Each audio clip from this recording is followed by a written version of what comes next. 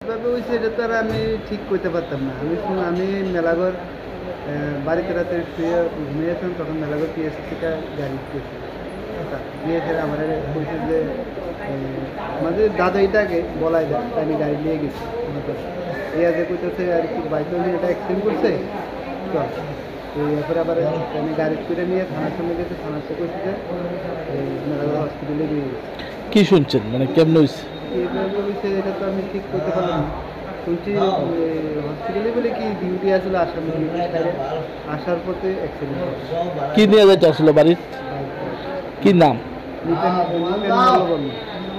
নিপেন মল্লবর্মন। বয়স কত? 30। কোনখানে পোস্টিং? কোর্টে। আমি এতটুকু জানি, আমি ডিটেলস জানি না। সোনামুড়া কোর্টে আছে। পুলিশই আছে? পুলিশ। কোন জায়গার ডিউটি করছে?